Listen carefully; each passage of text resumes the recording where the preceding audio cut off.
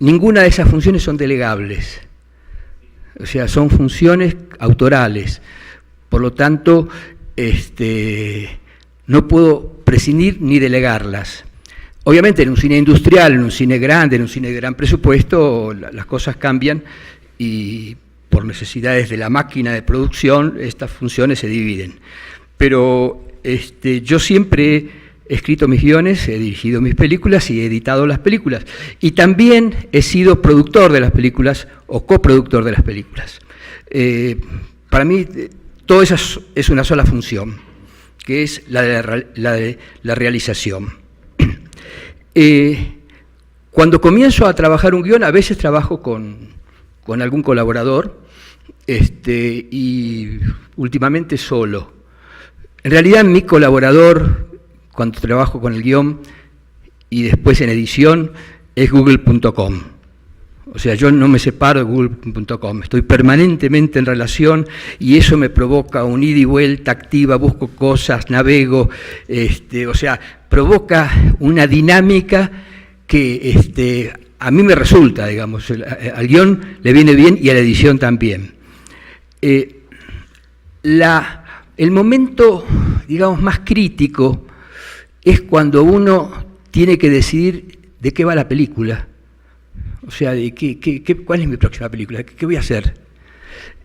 Si es una película, si es un cine industrial, bueno, ya seguramente le traen el tema, los actores, un bestseller o cosas por el estilo, pero en este cine personal es muy angustiante no saber exactamente cuál es el método, cuál es el sistema para encontrar el tema de la próxima película.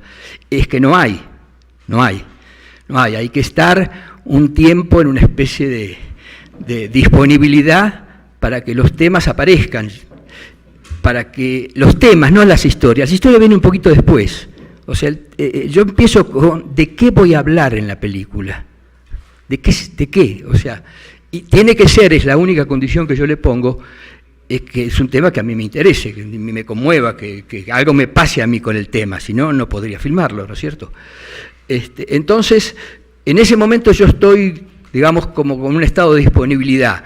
El tema o la protohistoria, digamos, el germen de la historia puede aparecer por una charla, por la familia, por un amigo, por Internet. Yo entro mucho a Internet Public Library y entro a los periódicos de todo el mundo. Obviamente no leo árabe, nada, pero bueno, los ingleses sí, los españoles también, para ver qué pasa, qué noticias, qué pasó, y de repente hay algo absolutamente imprevisible que dispara una idea. Hay que saberla detectar. Cuando dispara la idea, generalmente yo me entusiasmo con la idea y seguramente al día siguiente me decepciono con la idea. Esa es una cosa que hay que aprender en todo el proceso de la realización de la película. Ni hay que entusiasmarse demasiado, ni hay que decepcionarse demasiado. Así es este trabajo. Porque así el entusiasmo se cae con una facilidad asombrosa. Un tema que hoy me parecía maravilloso, a los 2 días me parece, pero esto, ¿qué voy a hacer con esto? Entonces es muy importante, cuando van apareciendo los temas posibles para la próxima película, dejar tiempo. Y no angustiarse, ¿no? Porque es muy angustiante cuando un tema que ayer me apasionaba, hoy me parezca que no existe. Dejar el tiempo. fijar el tiempo. Pero digamos que al final encuentro un tema. Yo generalmente trabajo en 2 o 3 simultáneamente, porque nunca sé cuál se me va a caer. Y a lo mejor se me caen los 3 también. Y esos 2 o 3 y a veces 4 historias las voy llevando en forma simultánea, tratando de no sobretrabajarlas, sino trabajar en una, dejarla, trabajar en otra, dejarla, trabajar en la tercera y volver después a la primera, después de repente 15 días, 20 días, y uno la mira con una mirada un poco más fresca. El drama que tiene este oficio es que nunca el director puede leer su propio guión por primera vez, como tampoco puede ver su película por primera vez. O sea, está totalmente contaminado. Y yo tengo una cantidad de trucos precisamente para tratar de recuperar eso que es irrecuperable, que es esa primera visión, tanto del guión, de la lectura del guión, como de la película, que el director no puede tenerla. O sea, que es la visión del espectador que entra en una sala, que no sabe nada y ve la película.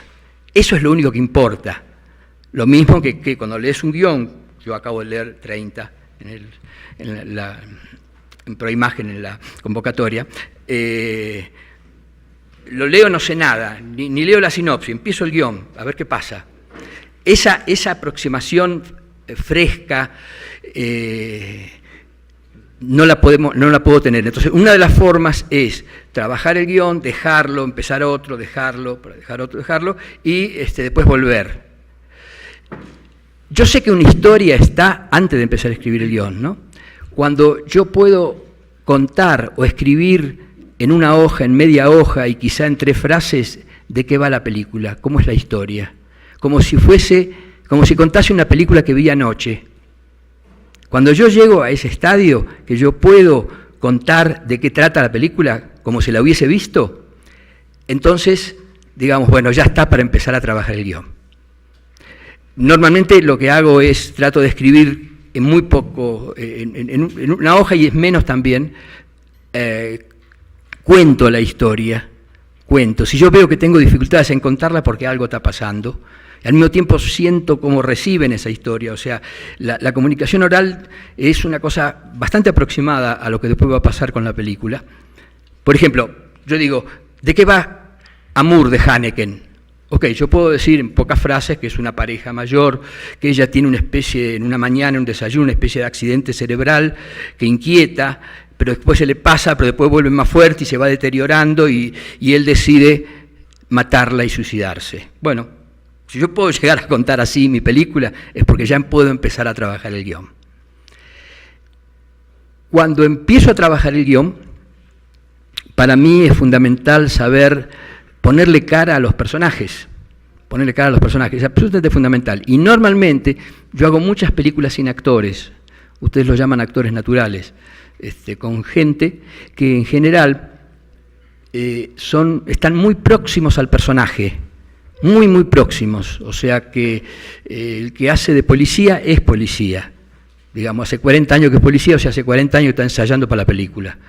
Entonces yo hago en general un largo casting, los castings míos son largos, llevan 2, 3 meses, en zonas que yo creo poder encontrar a la gente. No los hago yo, tengo equipos de casting, yo les doy las directivas de cómo son los personajes y ellos van a buscar.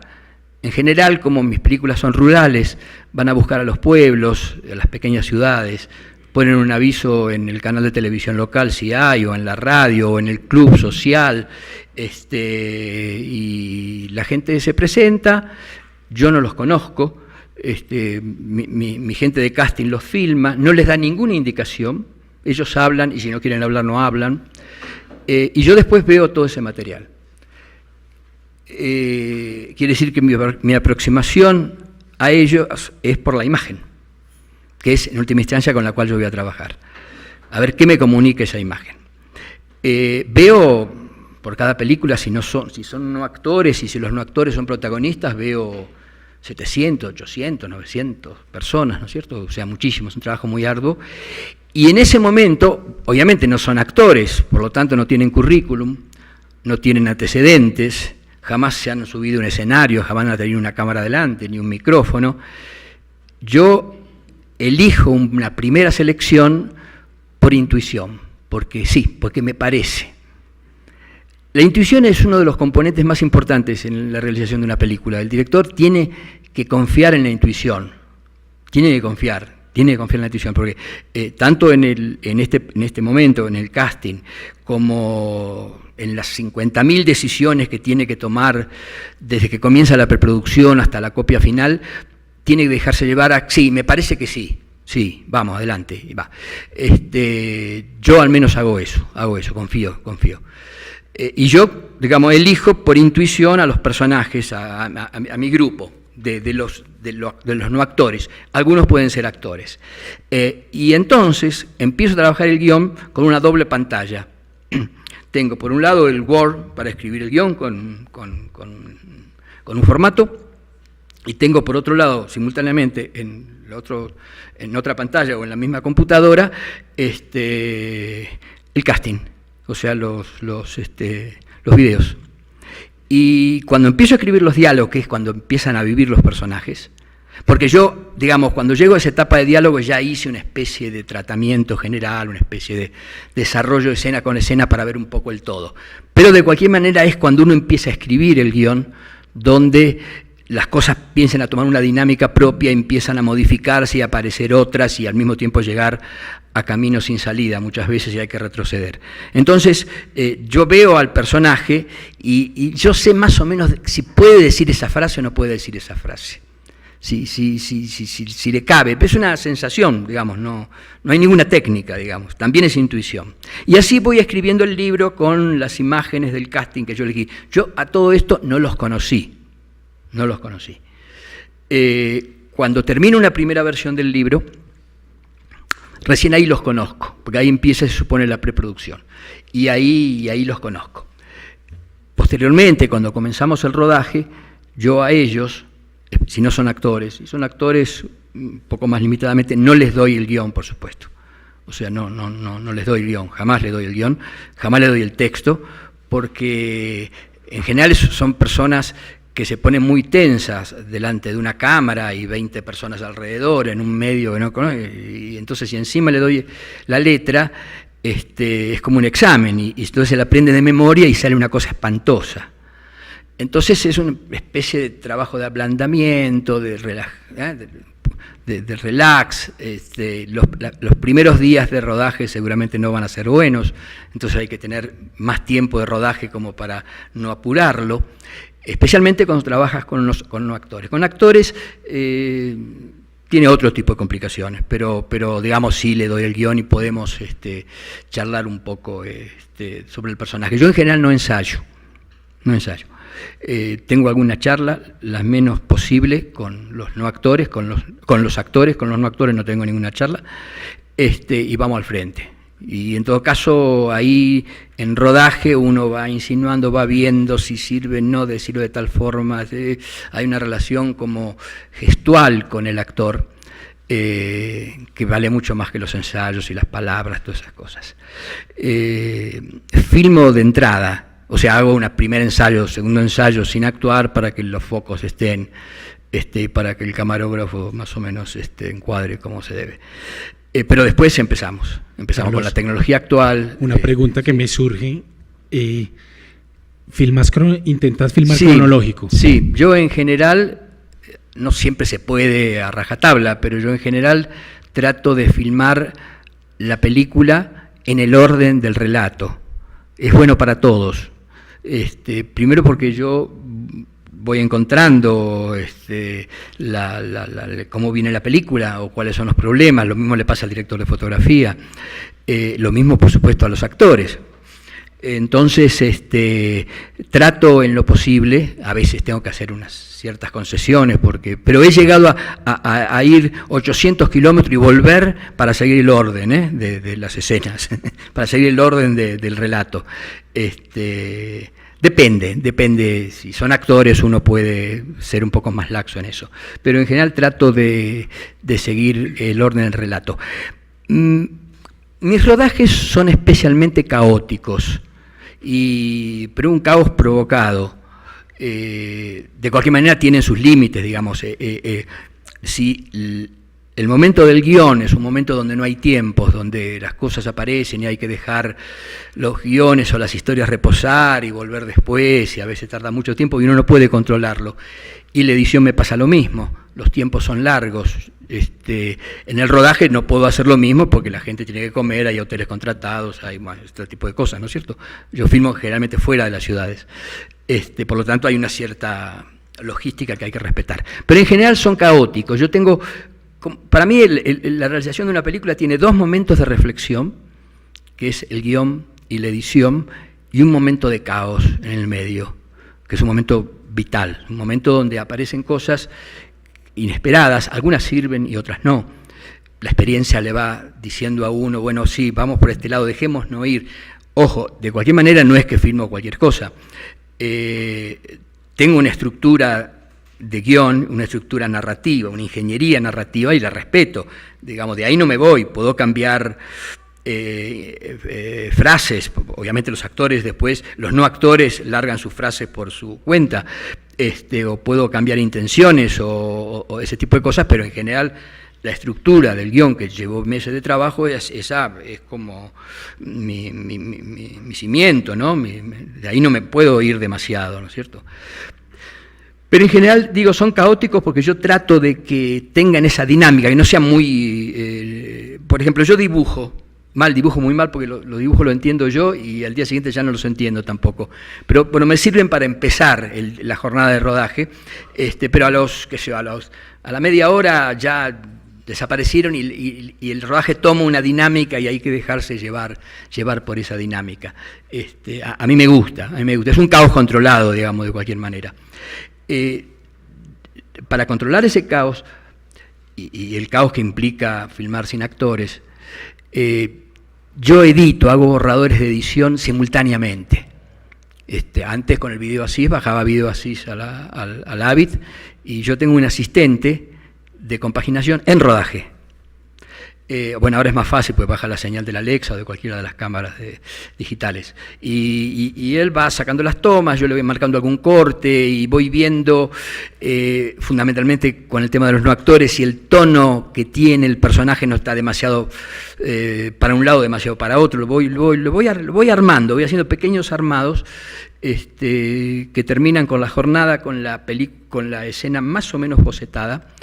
Y después generalmente los domingos que no se trabaja, como estamos en general fuera de nuestras casas, en otra ciudad, en otros lugares, hago ya borradores un poquito más orgánicos, más para ver cómo enfrento yo la semana que viene lo que nos toca filmar. De cualquier manera, esos borradores de edición, cuando yo termino de filmar, generalmente yo filmo 8 semanas, o 9 a veces, cuando termino de filmar borro todo. Lo borro todo, no quiero que esos bocetos que hago, que son instrumentales, que es para ver algunos temas de continuidad, para ver algunos temas de actuación, o para ver las posibilidades que tiene una puesta en escena, me contaminen la edición. Entonces borro todo. De cualquier manera, cuando comienzo a editar, eso me dio una gran familiaridad con el material. Yo en general filmo mucho, a veces son 40, 50 horas de material, y cuando yo llego a edición, por ese training que hice día a día, estoy muy familiarizado con el material, y ya sé, hasta puedo hacer algún tipo de edición mental antes de entrar a sentarme en el Avid, ¿no? Y saber que había una toma también, y de ahí entonces la busco. O sea que ese tipo de edición me sirve, por un lado, para eso, para poder detectar problemas o ver posibilidades de alguna puesta en el momento del rodaje, y me sirve también para después, cuando comienzo edición, tener el material bien conocido. ¿Mirás en la edición cada uno de los procesos o esperas a que un montajista te haga una propuesta? No hay montajista, soy yo. O sea, ahora llego al tercer momento. Hay una cosa que no dije, pero que sí es bastante importante, siempre dentro de las películas que yo hago, es que como yo soy el productor, y por lo tanto, o coproductor, pero soy el que armo el negocio, sé cuáles son los límites. O sea, cuando estoy escribiendo el guión, es más, incluso cuando estoy eligiendo la historia, sé hasta dónde llego. O sea, no puedo tratar de viajar en primera con un pasaje turista. tengo que saber de que lo que estoy planeando se puede hacer y bien con los presupuestos que yo tengo, en general son muy limitados. Pero no, son limitados, para el mismo tiempo nunca me faltó dinero, o sea, si hubiese tenido más dinero seguramente hubiese sobrado.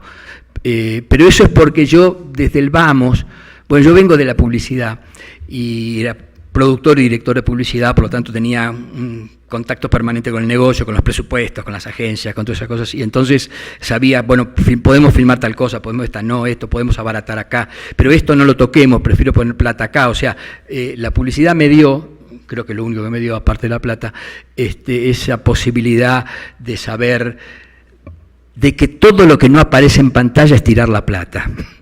Entonces uno puede saber que, bueno, no hagamos esto, no, sale muy caro, bueno, pero hagamos esta otra cosa. Y de repente la falta de presupuesto o los límites del presupuesto y no poder hacer ciertas cosas porque no da el presupuesto, hace que uno tenga que encontrar otras formas que muchas veces son mejores, que a nivel de expresiva son mejores, ¿no es cierto?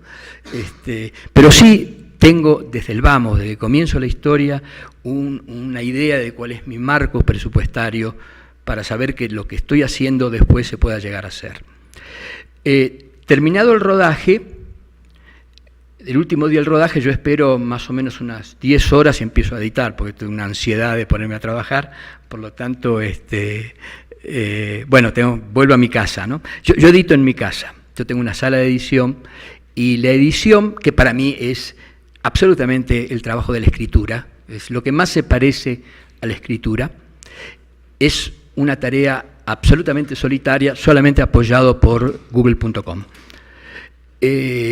Totalmente solitario, lo hago yo solo. Tengo un asistente que me ha sincronizado, llegado el caso, todas las tomas, o sea, ese trabajo absolutamente mecánico, pero lo hago solo, no tengo horarios, digamos, mis ediciones son bastante largas en general, tardan 3 meses, a veces un poco más, y no tengo horario, de repente vengo con una dinámica buena de trabajo y trabajo mucho tiempo, de repente paro y a la noche se me ocurre una cosa y la pruebo, o sea, trato también, eso es muy muy importante, de no sobretrabajar, porque uno se va cansando del material y va cortando más de la cuenta. Es como un peluquero, ¿no? Si empieza a cortar de golpe, después no puede poner el pelo de vuelta. Entonces, armo la película en lo posible, en el orden del relato, y dejo las escenas. Sigo adelante, o sea, hago bocetos, la dejo, voy a la segunda, la dejo, y después de 4 o 5 días vuelvo a la primera y la veo con una mirada también más fresca. Lo mismo me pasaba con el guión, ¿cierto? La veo, bueno, y detecto, y a veces la dejo 10 días, 15 días a una escena y después vuelvo, y detecto problemas que en el hacer diario, en el trabajo diario de edición sobre la escena no lo puedo detectar. Más difícil es detectar esos problemas ya con un armado, ¿no es cierto? Definitivamente es ese el drama, cómo hacer para ver toda la película, para ver las 40, 50 escenas, todas una a continuación de otra y ver si todo eso está funcionando. Yo cuando tengo un primer armado, en general, muy cautamente empiezo a mostrarlo, pero yo, digamos, a mi familia, a mis hijos, digamos, gente que sé que muy cruel no va a ser, porque en ese momento el director en general está muy vulnerable, ¿no es cierto? Cualquier cosa que le digas puede hacerle cambiar, tirarlo al suelo, digamos. Entonces, voy acercando un poco la película a un amigo, que yo sé que muy cruel tampoco va a ser, pero la voy mostrando una escena, voy mostrando un grupo de escenas, un acto, y voy mostrando después toda la película. Eso es fundamental, porque cuando uno empieza a ver su material con público es totalmente distinto. No solo porque es grande, bueno, yo tengo en el hábito una pantalla también y puedo ver grande, ese no es el tema, sino porque, no sé, es como el público carga la película, uno siente cómo va la película en función del público, no te lo dice, pero de repente son movimientos, una tos, o sea, uno siente que el público es una cosa viva, y que obra en unidad también, y que hay que detectar, yo sé que de repente si detecta un chiste que hay ahí y se ríen, después va a funcionar más adelante. Acá uno va detectando todo eso. Y es notable porque yo sigo mis películas por muchas partes del mundo y todos los públicos son obviamente distintos, pero también responden de una forma no equivalente, pero también uno va viendo de cómo se va comportando con la película. Yo la exhibo 1, 2, 3, 4 veces, antes se llamaba doble banda, ahora ya no son doble bandas porque no hay material fílmico ni magnético, y sobre eso voy trabajando, haciendo ajustecitos, haciendo cosas. Trabajo mucho el sonido en esa etapa. Yo trabajo tanto el sonido como la imagen, mucho el sonido, y ahí Google me ayuda muchísimo, ¿no? Porque traigo cosas de Google, voy a una librería, la traigo pruebo, saco, de repente hay químicas entre el sonido y la imagen que son inesperadas, mucho ensayo y error, pero trabajo desde el vamos, trabajo a nivel de Skype o de teléfono con mi director de sonido, que después va a recibir todo el material, ¿no es cierto?, para que el material que yo le entrego esté más o menos ordenado para poder después hacer los trabajos en el Pro Tools, pero trabajo mucho el sonido, muchísimo el sonido. Obviamente trabajo todavía con un sonido directo que no está limpio, pero sí voy armando las otras bandas de efectos y de repente un viento ahí tiene una fuerza, o de repente un silencio y la ausencia absoluta tiene más drama. Bueno, todas esas cosas forman parte del trabajo de edición, no del sonido después, del trabajo de edición, no de mezcla.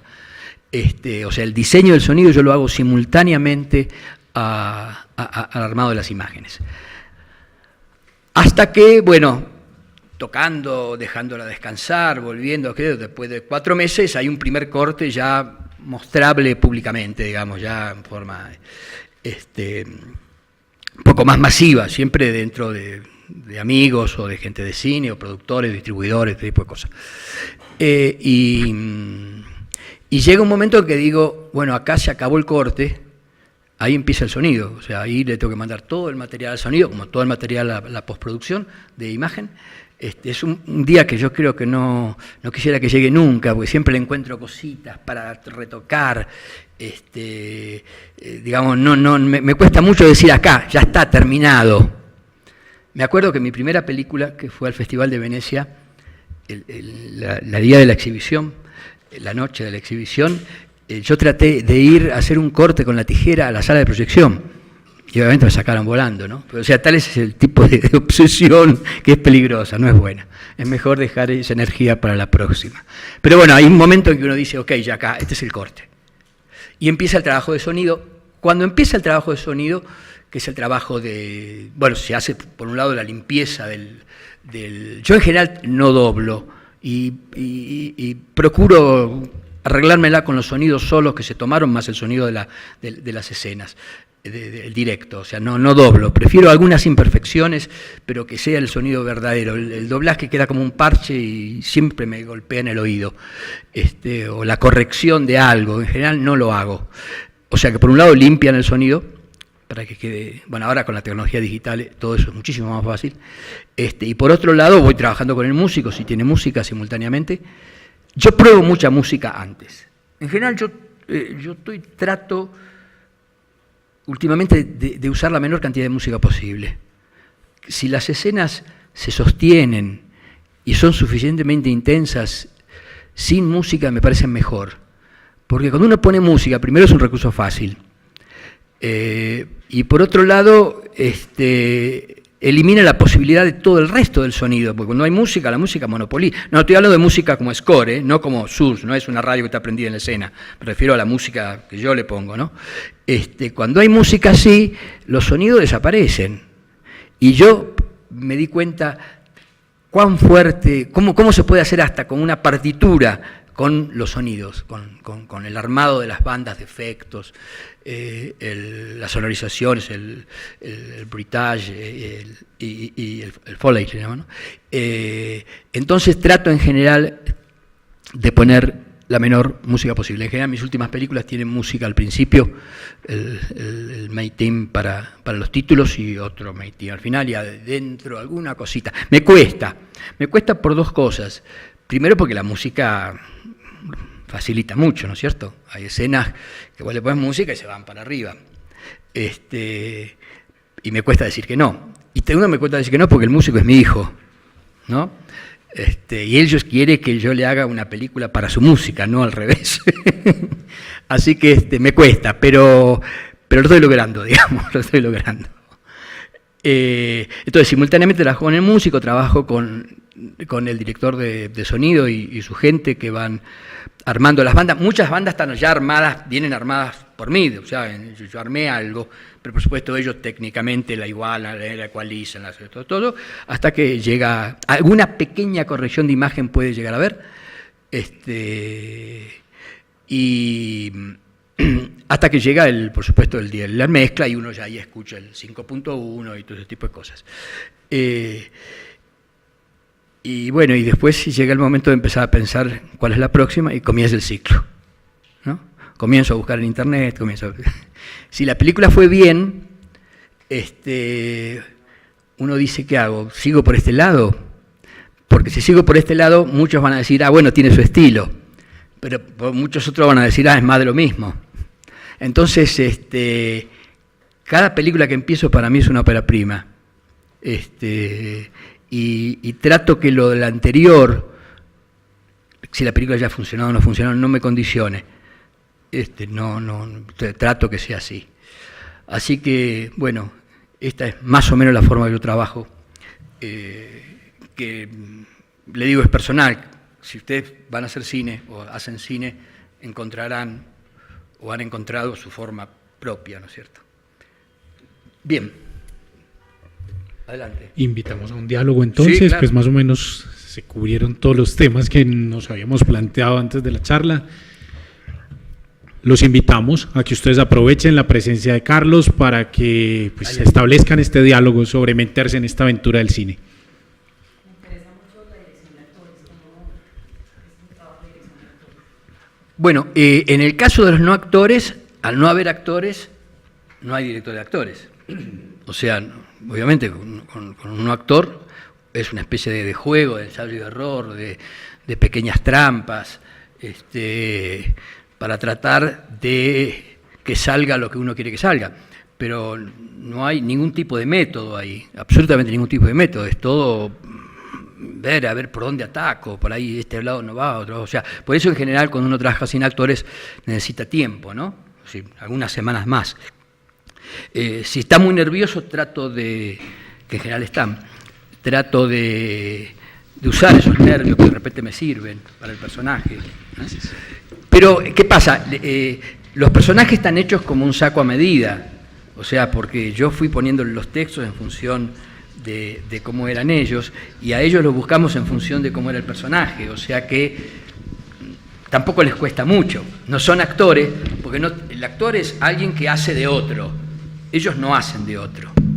Mi único problema que tengo es tratar de quitarle los temores, si los temores no me sirven, si me sirven, sí, los uso. Llego también a emborracharlo, llegado el caso, para sacarle los temores, ¿no es cierto? O sea, todo método es válido.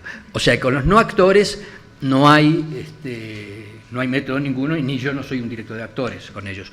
Con los actores es distinto, pero no muy distinto, porque uno elige un actor también porque su personalidad se asemeja. Yo trato de que el actor no tenga que hacer un largo viaje de caracterización, ¿no es cierto? Salvo que película sea, pero si es una película realista, prefiero que el actor, tal cual es él, esté muy próximo a lo que yo me imagino que sea el personaje, ¿no es cierto? Pero con él sí se puede trabajar un poquito más en profundidad, por supuesto, ha leído el libro, hablamos del pasado, de muchas cosas que no están en el libro porque les viene bien. O sea, los actores sí leen el guión, sí, los claro, no actores sí. es una sorpresa la que les llega. Sí, los guiones sí leen el guión, sí. Y trabajo con ellos no mucho, son unas charlas, 2 charlas, después en el rodaje. Y también es intuitivo, que yo voy viendo la toma y no, me parece que por este lado, yo sé que hay un método de actores, todas esas cosas, pero no, a mí me cuesta trabajar de otra manera, o sea, veo la toma y a veces digo, no, ya está, punto, ya está, y yo sé que está. Y después cuando estoy editando, sí estaba esa la toma, y nunca la voy a obtener mejor. Es un tema que uno lo ve ahí, lo ve y dice que sí, o no, tenemos por este lado. Es una relación intuitiva con el actor y con el material. No, a los no actores sí, por supuesto, porque como no tienen texto, improvisar, ojo, después yo uso lo que yo necesito de todo eso, ¿no es cierto? Pero con los actores no, en general pueden cambiar alguna cosita, pero no, en general trato de que no. Con los no actores no hay más remedio, pero lo que sí, a veces es un problema, y cuando elijo actores que van a hacer una película en conjunto con no actores, esa mezcla es peligrosa. ¿Por qué? Porque el cine es una convención, o sea, y la actuación en cine es una convención, en la realidad nadie habla como un actor, pero en cambio, y en el cine está bien, pero los no actores sí hablan como hablan en la realidad. Entonces, si vos ponés una escena con los no actores y actores, inmediatamente te das cuenta quién es el actor. Y tiene que ser un actor, primero, muy generoso. Muy generoso de poder bajar su énfasis, ¿no? Bajar esa cosa estentórea que en general tienen los actores, y ponerlo a la altura de los otros que no son actores, ¿no es cierto?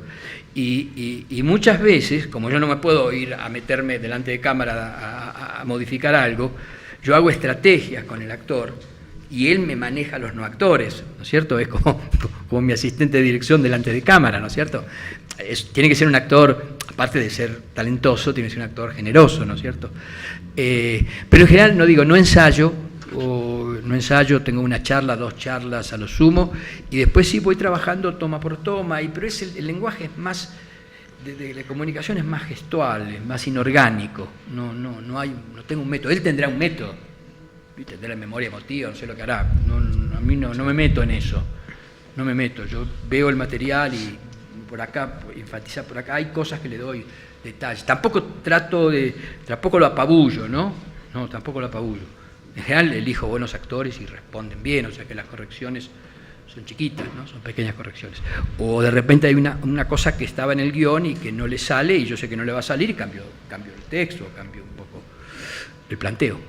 Carlos, el desglose de las escenas en planos que vos haces está condicionado por este trabajo con no actores. ¿Tenés alguna propuesta inicial? Si yo trabajo con no actores, me limita mucho la puesta en escena. Ya es un sacrificio que hago, elegí eso. Tengo que trabajar mucho plano y contraplano, obviamente, porque filmo 30 tomas de un no actor y hay una que sirve, o sea, no puedo plantear una escena muy compleja de puesta en escena, no puedo decir al no actor que venga por ahí, apoye esto, agarre los anteojos. Entonces, me lo hace un poco más convencional la puesta en escena, ¿no es cierto? En general, plano y contraplano. Yo trabajo con 2 cámaras en general, con los no actores, y 2 cámaras, una generalmente con Steadicam y otra o con otro Steady en mano. Claro, porque por los temas de continuidad también, porque digamos, hacemos 30 tomas con un no actor y son 30 tomas distintas. 29 inservibles o 29 y media, y hay un pedacito que es... Bueno, con esos pedacitos yo después trato de armar. Pero en general trato de hacer una puesta que me dé opciones de montaje. O sea, una puesta que me dé posibilidades de combinar cosas en montaje. Si yo hago una toma, en general trato de hacer eso, no solamente con los no actores. Si yo hago una toma muy compleja, el montaje ahí está, no puedo hacer mucho. En cambio, yo en general trato de filmar, si bien yo tengo la película en la cabeza, digamos, yo sé más o menos cómo va a empalmar una toma con otra, siempre cuando llegamos a edición hay sorpresas. Y a veces son buenas sorpresas, o a veces, más que sorpresas, posibilidades. Entonces yo trato de, en general, hacer una puesta en escena muy simple si son no actores, un poco más compleja si son actores, pero que siempre me den la posibilidad de las variantes de montaje. ¿Sí? ¿Qué más, Carlos? Mi pregunta iba con respecto al montaje que tú hablabas, que primero hacía... Habla sin el micrófono porque retumba. Sí, retumba. Sí. Hablar con el micrófono. Hablabas de que en el primero haces el montaje de imagen y después el de sonido. No, ¿O hacer los dos al tiempo? No, porque... no, los dos al tiempo, sí. Sí, O sea, ok. cuando estoy editando, ya hay alguien que me sincronizó el material y ya las escenas tienen su sonido. Todavía no es un sonido limpio, es un sonido crudo, pero es el sonido de rodaje. Pero Tal cual. digamos, en este momento de meterle efectos y todo esto... Y le voy metiendo efectos, Me pasa sí. mucho a mí que cambia mucho el ritmo de los planos, de pronto alarga mucho las tomas y se vuelve como un ciclo imposible de terminar. No, yo creo por eso no hay que apurarse. Vos diste con un término que es el fundamental en el montaje, que es el tempo de la escena. Por eso el peligro es que uno acelere el tempo ese, porque le parece muy lento, uno se vuelve ansioso, empieza... y porque cuando uno coloca los sonidos, cambia la duración de las tomas, o la sensación de la duración de las tomas. Para mí los off son muy importantes, ¿no es cierto? Y de repente influyen muchísimo en el peso dramático de una toma. Por eso es muy importante, yo voy trabajando, bocetando con el sonido, primero con el sonido que viene con la imagen, y después le voy agregando cosas, voy probando. Son pequeños acercamientos, que es como un peluquero, o sea, sin cortar demasiado, ¿no? O sea, dejarlo, está larga la escena, sí, pero dejémosla así, la dejamos 5 o 6 días y después volvemos. Entonces ahí me voy aproximando. El tempo más difícil es el tempo total, claro, porque uno no puede ver la película por primera vez, entonces uno va de a poco, ¿no es cierto? Pero después ese es el que define la película, ¿no es cierto? Cuando dicen la famosa meseta, el segundo acto y la película se viene abajo.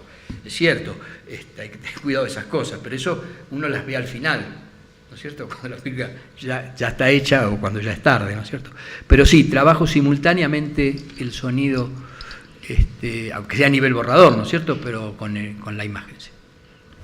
Bueno, hola, una pregunta. Ya habías hablado de pues cómo era el momento de grabación y de cómo grababas la película, pero me gustaría saber cómo era la relación con el departamento de arte en la durante y en la post. Bueno, en la post no, porque igual... En mis 2 últimas películas he decidido trabajar sin departamento de arte y sin director de arte. Ya. Sí, yo tengo una especie de proceso de simplificación. Obviamente hay gente que no puedo prescindir. Te estás haciendo enemigos acá. Porque... No. Digamos, vamos por qué. Mis películas son en general fuertemente realistas. Su propuesta. O sea, la imagen va intervenida, por si hablamos con el director de fotografía, pero el lugar es el lugar. Y si ese es el lugar donde pasa la historia, y así quedó, es como el casting. Si es así, está bien. Yo filmo en los lugares. Más, yo muchas veces termino de escribir el guión en las locaciones. Voy al pueblo donde se va a filmar y voy y veo las locaciones. O sea, yo tengo una fuerte familiaridad con la locación, exactamente lo mismo que hice con el casting. Y entonces, si el lugar es por ejemplo, tengo que filmar el aula, y el aula está bien, que ya está, si es así. La realidad es así. Y no entra O sea, como mi en criterio de verdad es la realidad. Pero ojo, ese es un tipo de cine. Ajá. Por eso sirve para este tipo de películas, ¿no es cierto? Y entonces, ¿cómo entra la discusión con el director de fotografía? No tengo mucha discusión. Primero porque yo fui durante 15 años, un poco más, director de fotografía. Entonces conozco fotografía y puedo hablar en los mismos términos, pero lo dejo a trabajar a él. O sea, primero tengo dos directores de fotografía que he hecho prácticamente todas las películas, que son maravillosos. Y el hecho de conocer, digamos, de yo haber sido director de fotografía, el diálogo es muy fluido. Y yo me acuerdo cuando era director de fotografía que cuando un director encuadra mal no hay fotografía que la salve. O sea que la fotografía tiene mucho que ver con el encuadre. Y entonces yo encuadro porque ya sé dónde va a rendir mejor fotografía. Entonces es una cosa mucho más fluida mi relación con el director de fotografía, como los horarios. O sea, como productor digo, no, vamos a esperar acá y vamos a esperar tal horario, porque en general tampoco llevo mucha luz. Y eso va a favor de la fotografía. O a veces él me pide, no, mira, hagámoslos de acá porque me parece, dale adelante. O sea, ¿sí? Tengo una relación con los directores de fotografía muy fluida. Y con el director de sonido también. ¿Y cómo sería el ejercicio de observación en las locaciones? O sea, ¿Cómo? el ejercicio de observación. O sea, como que te tomas un momento y vas y visitas las locaciones, El tomas scouting. apuntes, Ah. para observar también, digamos, la Mira, dinámica del en lugar. general filmo en los mismos lugares. Yo llevo 8 películas ya. O sea que ya los conozco los lugares, ya sé más o menos la potencialidad. De cualquier manera, cada historia es una propuesta algo distinta.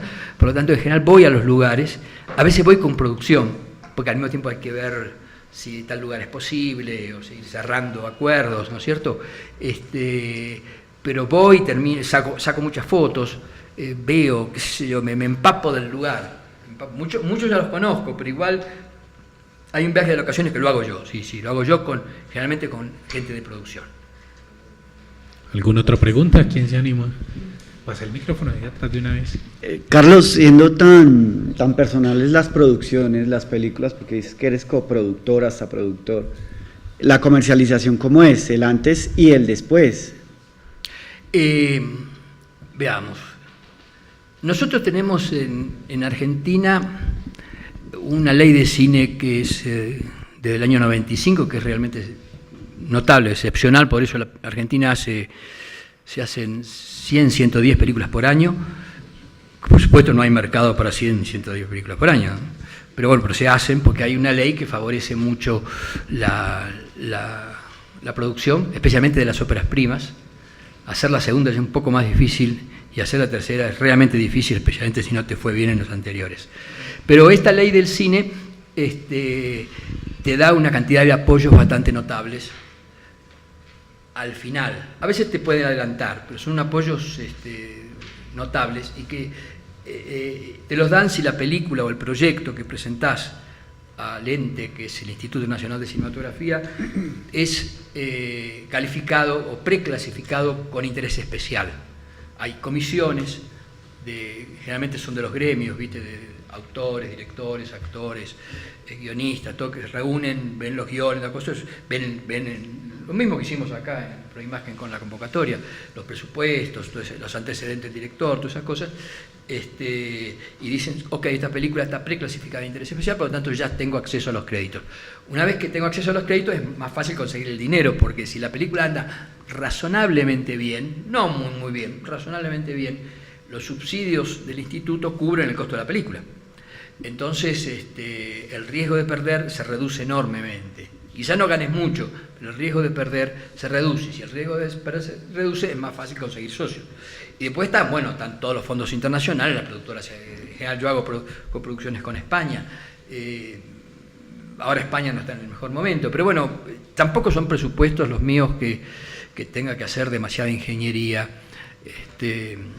financiera para armarlos, proyectos más o menos manejables. Y en general, con el subsidio del anterior, yo ya avanzo fuertemente en la siguiente película, ¿no es cierto? Pero, y la comercialización, yo en general tengo un vendedor internacional, que es muy importante saber elegirlo para que te cuide la película, ¿no? Porque en general estas películas en los grandes mercados internacionales son películas muy frágiles, ¿no? Entonces hace falta tener un vendedor internacional que realmente la cuide.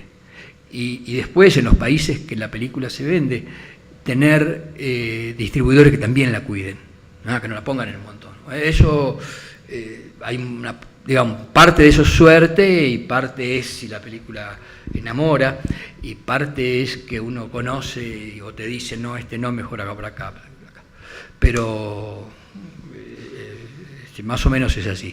El vendedor internacional es una figura absolutamente imprescindible y muy importante saber elegirlo. Cuando dices que la proteges, ¿en qué? ¿Protegerla de qué? Que la protege el material. No, que la cuida, que el lanzamiento es cuidadoso, que los cines que va a elegir para salir son los más adecuados, que hace un buen afiche. Como un plan de medios. Cuidar una película, El plan de medios. Sí, cómo la va a lanzar, digamos. Sí, qué sé yo, cómo la va a lanzar el distribuidor francés. Yo he tenido, por suerte, en Francia unos distribuidores que han cuidado muchísimo mis películas y de eso se trataba. Yo creo que gran parte de que algunas películas anduvieron bien es porque la cuidaron mucho, ¿no? Porque metidas al montón la película digamos, no tiene con qué. No tengo a Tom Cruise, no tengo a nadie, o sea, muere, naufraga, ¿no? Hola, tenía una pregunta. Decías que empiezas con una idea, o sea que realmente la semilla de los proyectos es elegir, encontrar, toparse con un tema que sea interesante. En un proceso en el que se trabaja sin actores y en donde, digamos, no hay un control total sobre lo que se está haciendo, o eso me parece entender, ¿cómo sobrevive ese tema? Es decir, ¿cómo haces para que esa idea inicial, que es la que te lleva a hacer el proyecto, pues llegue al final? Sí, son dos cosas. Por un lado, yo me pregunto de qué estoy hablando y lo tengo muy presente. O sea, hay un tema sobre el cual yo estoy hablando, es como un ensayo.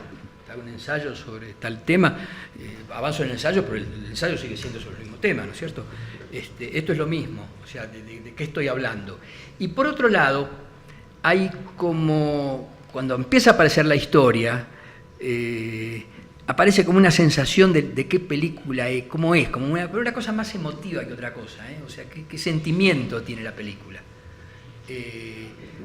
Lo cual es mucho más difícil de conservar, ese sentimiento. Yo le doy mucha importancia a ese sentimiento inicial, el que me produce, es muy difícil decir en palabras eso,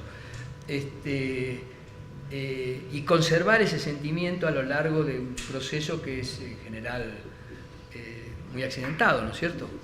Que es el guión, el rodaje y la edición. Y yo en general lo que hago es, ese sentimiento es un tema musical, que después no es el tema musical de la película, no tiene nada que ver, pero ese es como un disparador. La música transmite mucho más emociones que otras cosas, ¿no? que la palabra seguro. Entonces, tengo un tema musical, me acuerdo que con la película El Perro, el tema ese, que me siguió todo el rodaje. Pero ¿El tema musical o el tema anterior a la historia? No, un tema musical, que me daba el sentimiento de cómo yo quería la película, que es medio intraducible en palabras, es una sensación. Pero decías también que un concepto, que también tenés un concepto antes de la historia, más del que... Sí, bueno, pero una vez que empiezo a trabajar la historia, tengo una sensación de cómo quiero que sea la película. Y entonces yo generalmente a eso lo pego a una música, que es más fácil, digamos, ¿no es cierto? Recordar cosas a través de la música, sensación. Y en general tengo un tema musical que me sigue toda la película. Y después no es el tema de la película, no tiene nada que ver, más no se lo doy al músico para nada, o sea, el tema del Perro, me acuerdo, era el coro a boca cerrada del tercer acto de Madame Butterfly de Puccini. Y yo lo tenía en filmaciones, lo tenía con el iPod, y lo tenía siempre.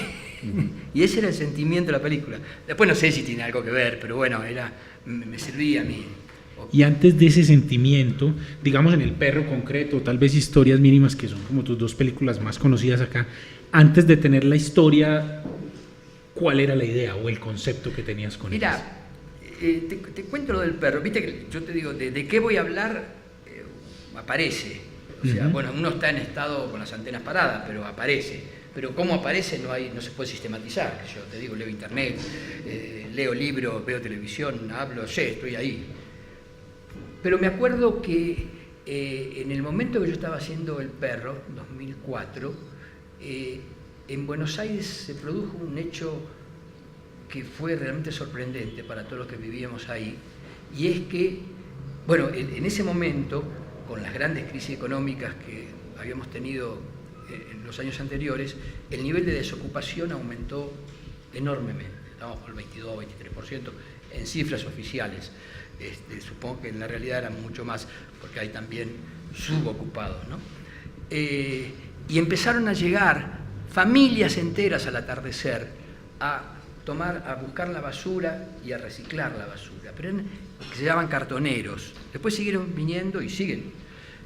Después se organizó eso, ¿no es cierto? Pero de repente salía de mi oficina al atardecer y veía familias enteras con nenitos, mujeres embarazadas, los carritos y revisando las basuras. Y realmente Buenos Aires, que nos creíamos Europa, eso era muy choqueante. Entonces me costaba, digamos, pensar una película que no tenga ese tema el tema de la desocupación algo que ver. Es un tema que a mí me conmovía. Y además había leído que mucha gente que buscaba trabajo después bajaba los brazos, ya no iba más, no se podía conseguir, lo cual era muy dramático. Y si esa gente tenía 50, 60 años, peor, era como que el tren de la historia pasó y él se quedó en la estación, ¿no es cierto? O sea que, y dije, bueno, ok, este es mi personaje, es un tipo de 50 años, 55, que pierde el trabajo porque la empresa fundió por cualquier cosa y tiene que rehacer su vida en una edad y en un país y en un momento muy difícil para hacerlo. Esa es la idea. Pero como al mismo tiempo me asustaba un poco que era una idea demasiado dramática, y yo le huyo un poco, digamos, mis películas están matizadas siempre con una cierta mirada humorística, me costaba encontrar algo en lo cual yo me sienta cómodo. El tema sí me interesaba, por supuesto, más me conmovía, pero ¿cómo lo hacía? Entonces surgió, ¿cómo surgió? No sé, surgió una vez el tema del perro. O sea, es un desocupado en el sur. El perro apareció. Sí, que hace pequeños trabajitos para ganarse la vida, y una mujer le regala un perro impresionante, porque no lo puede mantener. Y él se lleva el perro, y el perro parece ser un campeón. Entonces empieza a recuperar la autoestima con el perro, ¿no es cierto? Bueno, y ahí está la película. La película es una comedia, pero el tema es el tema inicial, ¿no es cierto? Que es el tema de la desocupación, de la falta de autoestima que produce no tener trabajo, porque no es un tema de salario, es un tema de autoestima, porque si uno no hace nada, uno no existe, ¿no es cierto? Estaba en todas las películas. Bueno, así, por ejemplo, qué sé yo, así se generan todas, qué sé yo, pero no hay método, no hay ningún tipo de método para sistematizar eso. Siguiente pregunta, ¿quién se anima? ¿Puedo hacer otra? Claro. Sí. Con el tema de los actores, recuerdo que Abbas Kiarostami, que pasó también por aquí por Colombia hace unos meses, él tampoco no trabaja con actores, y contaba en algunas escenas de sus películas que organizaba con los no actores, personajes de pueblos de su país, situaciones en las que el personaje o el intérprete de ese personaje no actor como que lo engañaba para estar en una situación que, cortando con otro plano, podía insertarse dentro de la ficción. Sí, claro. Y lograba alto drama, unas escenas de un nivel de drama tremendo. Entonces no sé si eso es algo que tú haces. No, es una continua empleo de trampas, sí. Es un trabajo inmoral realmente. Sí. Que yo hago. ¿Tenés algún ejemplo No concreto actores. de alguna trampa que recordes? Sí, claro, yo recuerdo una. No sé si ustedes vieron Historias Mínimas, pero en Historias Mínimas el viejito que va a buscar a su perro que desapareció. ¿Cómo se llama el perro? Malacara. Que en realidad él tuvo un accidente, atropelló a alguien y lo dejó en la ruta, y el perro a la noche se escapó, y él cree que el perro se escapó por su accidente, por su falta de valentía, ¿no es cierto?, por dejar abandonado. Él cree eso, ¿no es cierto? Él cree eso. Entonces va a buscar al perro para que lo perdone, ¿no es cierto? El perro era como la mirada de Dios, digamos, como su conciencia, ¿no?, su conciencia moral. Entonces llega un momento donde el personaje, en su periplo de viajes por las rutas patagónicas, llega a un lugar y, bueno, comiendo con el vino, todo, le confiesa a otro personaje qué pasó, nunca lo había confesado.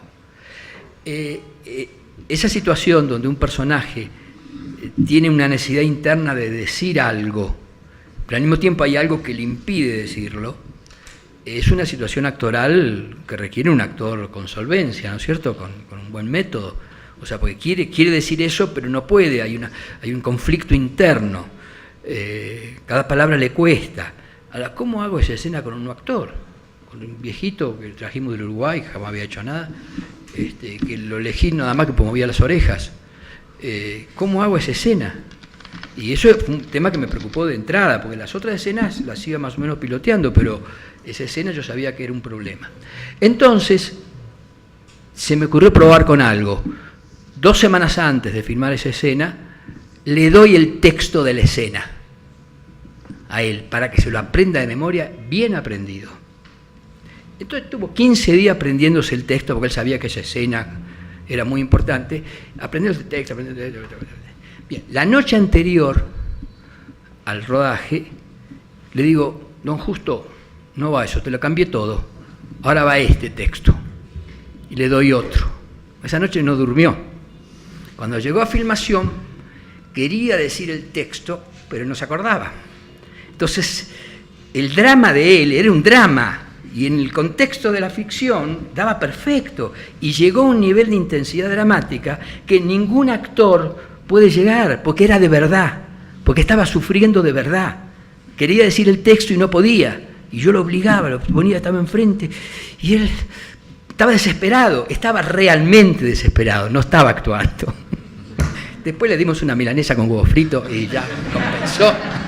Pero bueno, estoy dando un ejemplo muy extremo, pero digamos, esas son las trampas. ¿Quién más tiene preguntas? Aproveche. Me gustaría que me contaras por qué decides por eso. Un segundito el micrófono para este. Me gustaría que me contaras por qué decides o cuáles son los pros a la hora de rodar la película. ¿Por qué? Me gustaría que me contaras por qué decides o cuáles son los pros a la hora de rodar la película en el mismo orden en el que están en el guión, las escenas. No entiendo. Tú dices que... La cronología en el rodaje. ¿Cuál es la ventaja que le encontrás a eso? Bueno, es una ventaja para el director, ¿no? Para el productor. Pero como yo soy productor también, cuando hay una pelea entre el productor y el director, gana en general el director. Porque uno...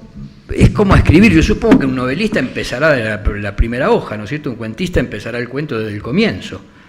Esto es parecido. Entonces, uno va escribiéndola en rodaje y va viendo cómo va quedando en el orden, ¿no es cierto? Y va llegando a ciertas escenas de intensidad dramática ya conociendo cómo se fue preparando, ¿no es cierto? Yo sé que eso a veces es difícil, porque especialmente si uno trabaja con actores, porque hay actores que no pueden porque tienen televisión, porque tienen un compromiso tal cosa, y empieza a hacerse toda esa ingeniería de citas, y eso es medio difícil. Pero en general procuro de imponerlo de entrada, ¿no? O sea, de tratar de contar la historia, o sea, filmar la historia en el sentido del relato, y además porque en general las películas, las escenas más intensas, más jugadas, están al final, normalmente.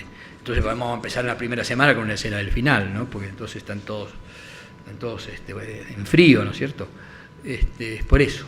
Esto es un lujo de todas formas que se puede dar por ser director y productor, sí, que no muchos pueden contar. Sí, además hay otra cosa, como hay un cierto grado de apertura en mis rodajes, y de repente aparece un elemento nuevo.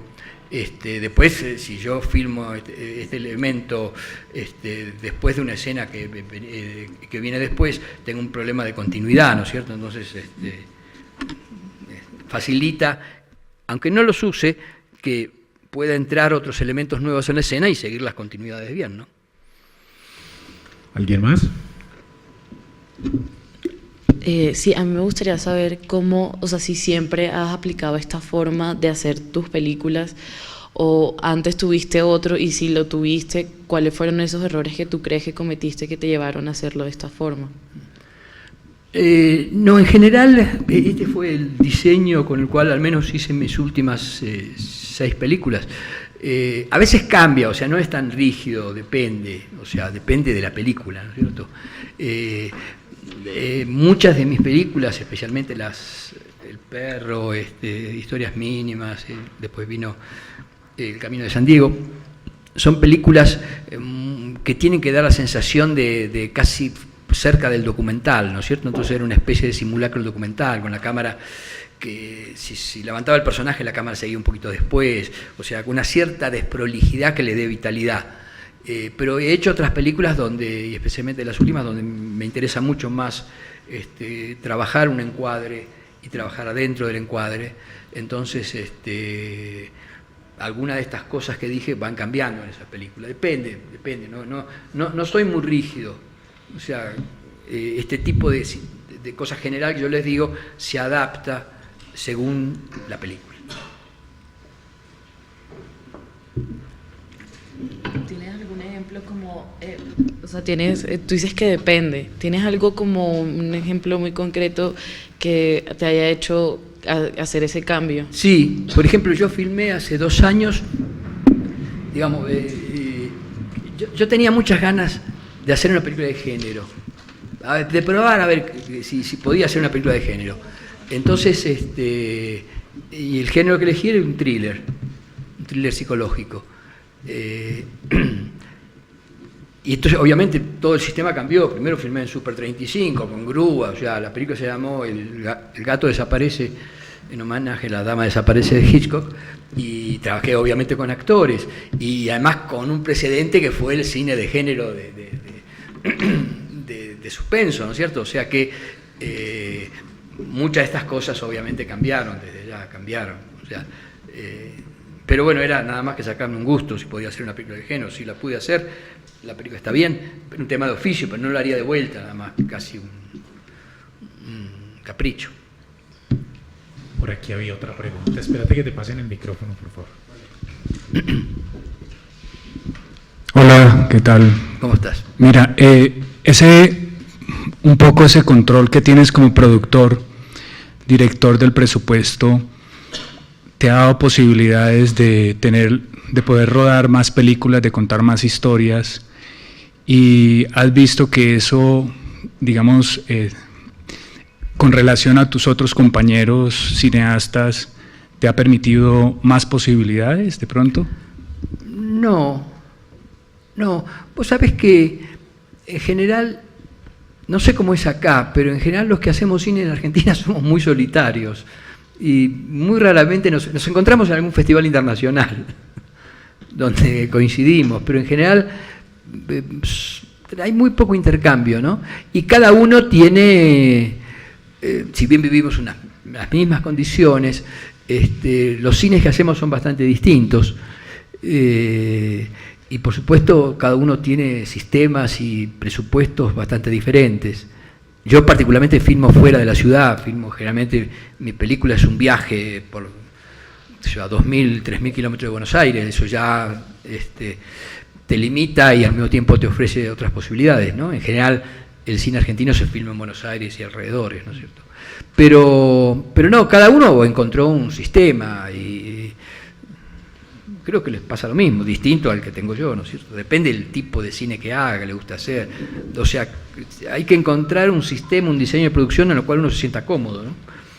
Y es que, si es posible sentirse cómodo haciendo cine, eso, digamos, hasta donde se pueda, digamos. Y es que hay una cosa que a veces se nos olvida también en este oficio, y es que la producción también es un talento. Absolutamente, sí. Yo estoy continuamente encima de la producción, para saber, primero porque, bueno, yo soy productor, ¿no es cierto?, también es dinero mío, pero para saber, primero que quiero, si voy a llegar a puerto, ¿no?, si voy a terminar la película, ¿no?, primero, al menos si voy a terminar la etapa del rodaje, digamos. Y entonces voy administrando, ¿no es cierto?, voy administrando, o sea que si de repente gasto de más en una cosa porque me parece importante, ahí en el rodaje me pareció importante, trato de recuperar eso de otra manera, en otra cosa. O sea, estoy continuamente manejando, y como yo estoy en el rodaje, puedo tomar decisiones para gastar o dejar de gastar, ¿no es cierto? Pero estoy muy encima de eso, estoy continuamente viendo, bueno, continuamente, yo me reúno cada 2 o 3 días con la gente de producción, voy viendo cómo vienen los costos, cómo están, si está todo acomodado, si no se fue algo habría que recuperarlo, o sea, para que la película no se dispare, digamos, y pueda llegar a final de rodaje al menos.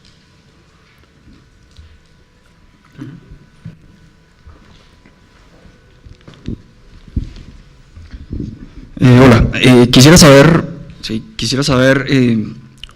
¿cuál es tu opinión sobre las propuestas que leíste ahora en el tema de las convocatorias? ¿Qué viste como fortalezas o qué viste como debilidades en general? Yo había estado en la misma función en otra convocatoria hace 4 o 5 años y encontré una diferencia bastante apreciable.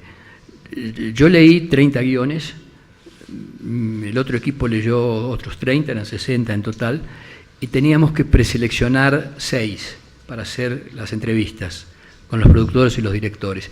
Y pedimos que nos permitan preseleccionar 8. Significa que había material, ¿no? Había material. Que no era que no llegábamos a los 6, al contrario, que necesitábamos más. Eso habla bien del panorama general de todos estos guiones. Y otra cosa que me encontré comparándola con la de hace 5 años es que empiezan a aparecer otras temáticas. Antes, viste, estaba muy monopolizado por el tema de la violencia y el narco. Ahora sigue estando, por supuesto, pero empiezan a aparecer otras cosas. U otras formas de encararlo, ¿no es cierto? Se va como aireando, encontrar otros territorios. Esa es la sensación que me dio. Me parece un fenómeno absolutamente positivo. En Argentina también vivimos la experiencia traumática, por supuesto, de la dictadura de los desaparecidos, que signó el cine durante muchos años, ¿no es cierto?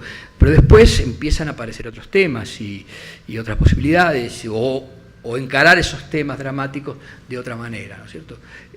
Yo tengo esa impresión de lo que leí. Por supuesto, hay buenos y malos, ya eran 60, digamos, ¿no? ¿Quién más?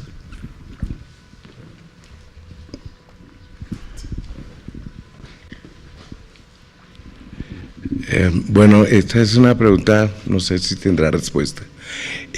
Como ha sido varias veces premiado, durante la concepción del guión o en el rodaje, ¿has intuido que eso tenía algo especial?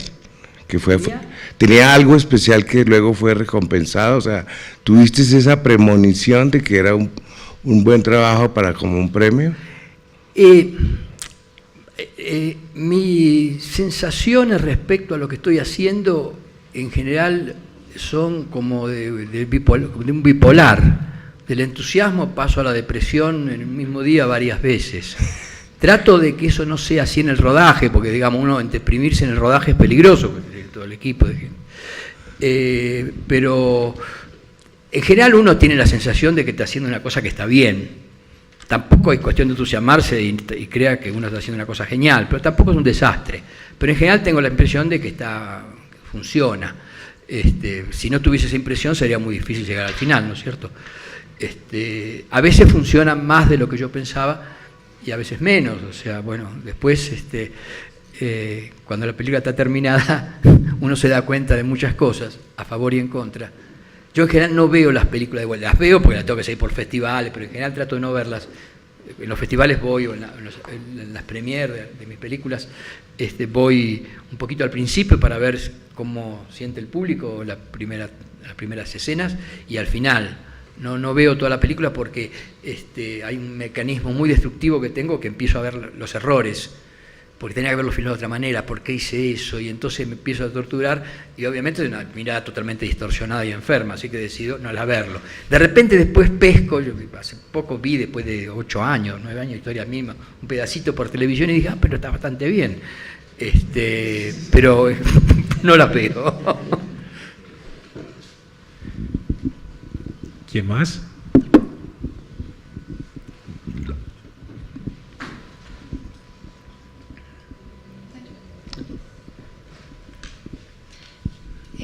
Bueno, cuando ya hablabas pues de los personajes, cuando escogías los actores, bueno, no los actores, los personajes que tenías, al conocerlos y todo eso, cuando ya terminaban toda la película y ya la mostraban, ¿cómo era la reacción de ellos?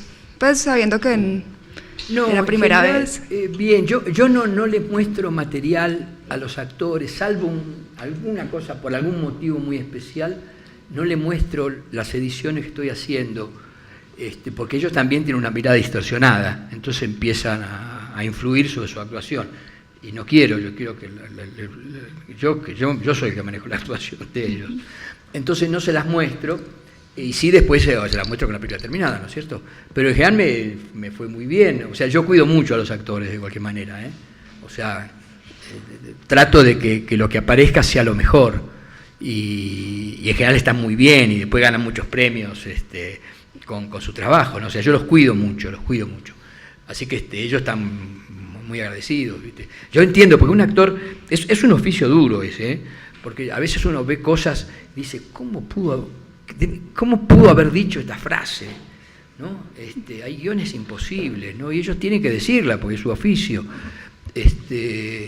Entonces yo calculo que si cuando encuentran un director que los cuida, y te están a favor, totalmente a favor. Yo siempre fue así con los actores, sí. Sí, te agradecen muchísimo eso. Okay. Gracias. Podemos hablar de fútbol si quieren, que me interesa más que el cine. Se están animando por ahí. Peckerman, ¿quieren hablar del Peckerman? Tenemos Nosotros lo dejamos ir, ¿eh? Tenemos una pregunta desde el streaming. Tenemos una pregunta desde los que están conectados viendo el streaming. Sí. Me dicen que es Carolina, que ella estuvo en tu última película. Ay, sí, claro. Y que no has hablado de cómo ha sido este paso al digital, que cómo han sido los resultados y pues cómo ha sido el proceso. Ok. Mi última película, Días de Pesca, fue la primera película digital. O sea, hasta esa película me mantuve fiel al acetato, al negativo, ya sea en 35 o ya sea en 16, y era reacio en filmar en digital. Claro que las cámaras han avanzado muchísimo. En ese momento había llegado la Alexa, que era una cámara, si bien era 2K, pero tenía un procesamiento de imagen excepcional, la manera de reflex, y realmente la cámara es espectacular, y las ventajas que tiene filmar en digital son gigantescas, La primera es económica, por supuesto, desde ya no hay negativo, no hay revelado, no hay laboratorio, no hay copia, no hay nada. La segunda es que uno puede filmar sin parar la cámara nunca. Yo en muchas de mis películas yo no paro, digo corten y el operador sabe que tiene que seguir, y entonces ahí los no actores se relajan y pasan cositas que después me sirven, ¿no es cierto? Ahora puedo no apagar la cámara, lo que dé la tarjeta. Después la imagen, al haber cada vez más información, ¿no es cierto? Porque cada vez las cámaras tienen menos compresión y al mismo tiempo mayor cantidad de K, se están pareciendo a la 35, o sea, pero además no sufrís con el tema de que se rayó, de nada por el estilo, que era un suplicio, ¿no? Yo filmo a 3.000 kilómetros de Buenos Aires, había que mandar una vez por semana el material y esperar ansioso el informe del laboratorio a ver si el negativo está bien, no tiene una raya, uy, no, pues se puede solucionar y te vive pendiente. Eso se acabó, ¿no es cierto? Se acabó, es decir, o sea, enorme cantidad de ventajas, que nunca volvería, y evidentemente con el digital recién empezamos, porque ya el 4K con muy poca compresión ya la compras con camarita de $3.000, $5.000, $6.000, o sea que es un proceso imparable, absolutamente imparable. Después está el hecho de que no tenés que llevar bobinas, el transporte, o sea, todas las ventajas, y con un director de fotografía que sepa manejar el digital, ya tiene una estética que es tremendamente atractiva, ¿no es cierto? Y después podés las posibilidades de también manipular la imagen después. Esa me gusta menos, digamos, pero yo prefiero no toquetear demasiado después. Pero a veces sirve hacer algún efecto.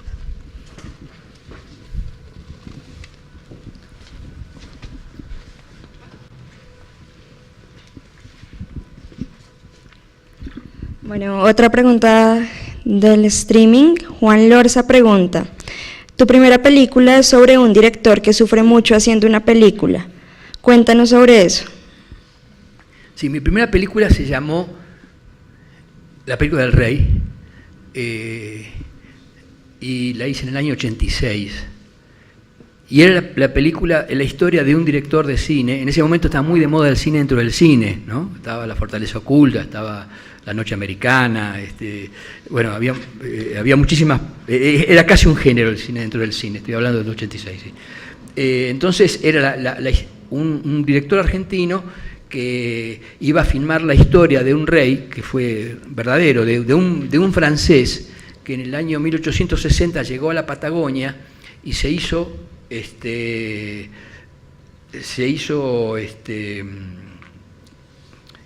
considerar rey de la Patagonia por los indígenas.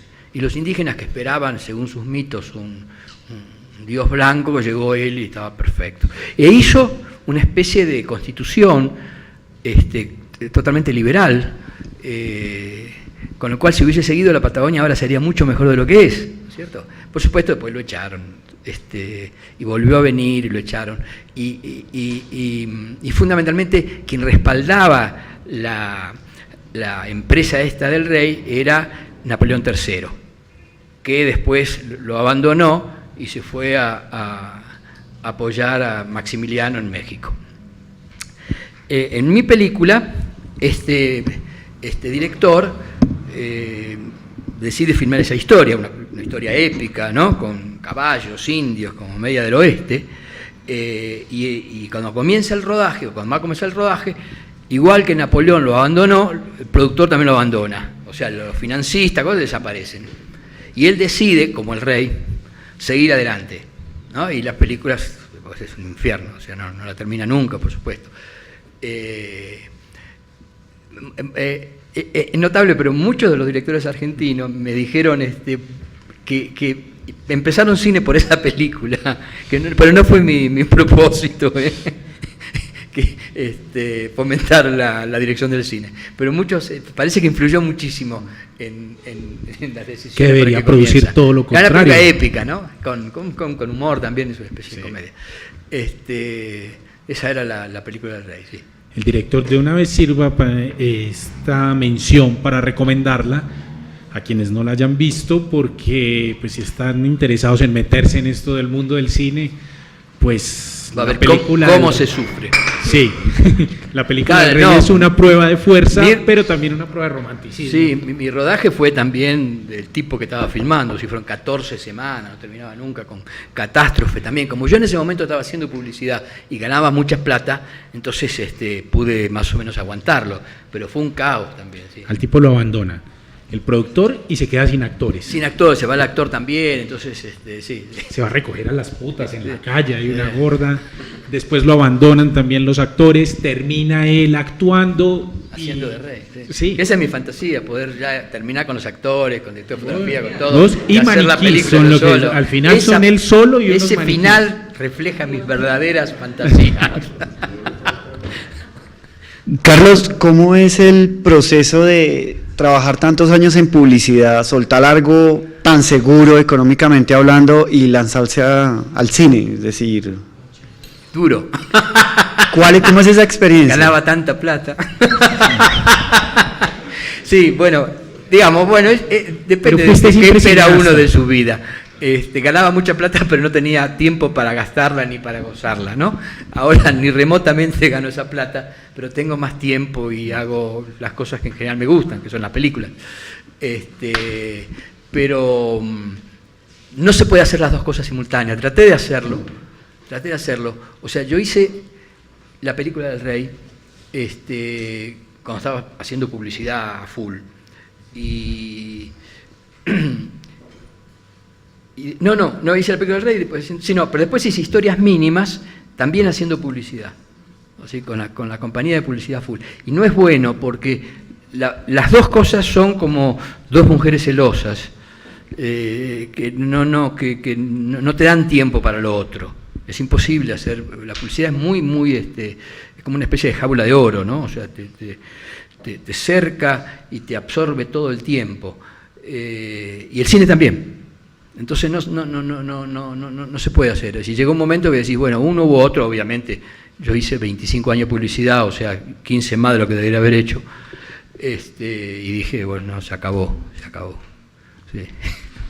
Y en ese proceso, ¿la familia cómo influye? El círculo, No, bueno, mi familia... Yo tengo una mujer paisa, porque le quiero aclarar eso para que más o menos se ubiquen, ¿no? Sí. Echada para Hace adelante. 40 años estoy casado con una paisa, por tanto. Pero mi familia ya me conoce. Por ejemplo, cuando yo estoy editando durante los 3 meses, como vivo en la casa, y edito en la casa. Estoy editando durante esos 3 meses, saben que estoy con la cabeza en otra cosa. Estoy en la mesa con todos, pero estoy como piloto automático. Entonces ya lo saben, ¿entendés? Y contesto, pero saben que estoy con la cabeza en otra cosa. Sí, es una enfermedad. Cuando yo estoy editando, estoy permanentemente pensando, haciendo ediciones mentales que después voy a probar, y estoy en la mesa con la familia, con esas cosas, pero no estoy. Pero ellos ya lo saben y me lo toleran, por supuesto, ¿no? La familia ayuda bastante en eso. Después tengo mi hija mayor que me hace casting. Tengo mi hijo mayor que hace la música. Mi otro hijo es camarógrafo. Y mi hija menor hace los diseños gráficos, o sea que y mi mujer en un caso produjo también, o sea que ibas encargando a los hijos de acuerdo con el puesto que te faltaba. Family movie. Gracias.